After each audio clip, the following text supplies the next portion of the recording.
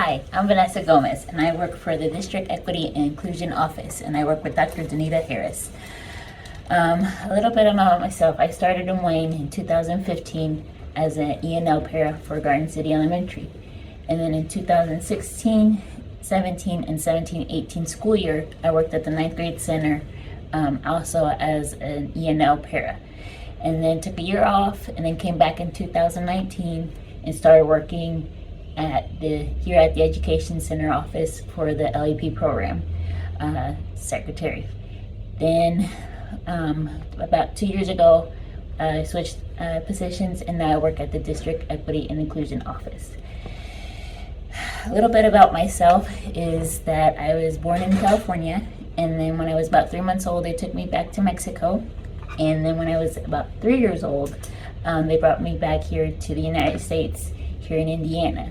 So I grew up here since 1987 and enjoy seeing all the changes that's been going through, being an English learner and everything in the systems that wasn't there before, but now it is, in all the Hispanic community that has built since then. I have 4 children.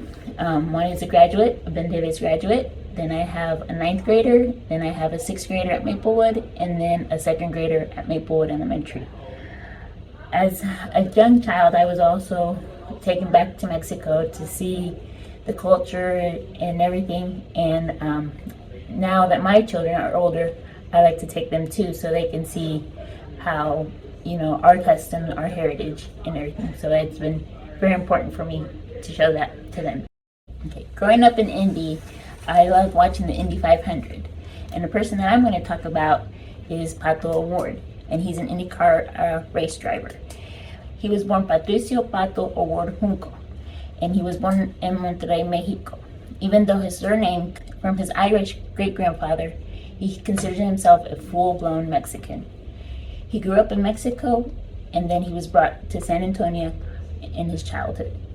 Then he moved to France in 2013 to compete in the French F4 Championship and return a year later to the US to make his way to the IndyCar series.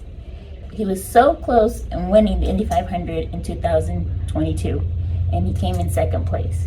This year, 2023, he was doing good, but then he got in a car accident. So hopefully this coming year in 2024, he can be the champion for the Indy 500. So I'm full-blown Mexican, born and raised Monterrey, Mexico, and I wear the Mexican flag very proudly on my back. I'm the only Mexican driver in the IndyCar series. I love to see all the number 5s walking around the track. It's a grateful experience for me. It makes me proud. Honestly, I feel very fortunate to be in the position that I'm in. I get to drive for a really, really cool brand.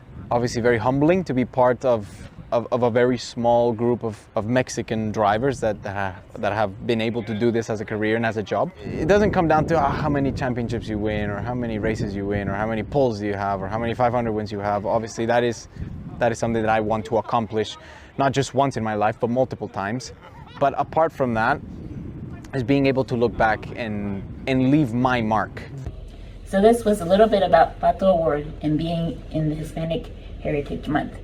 And I also talked a little bit about myself, and I love sharing that part of my culture with you as well. So happy Heritage Month for this year, and then feliz mes de la Hispanidad.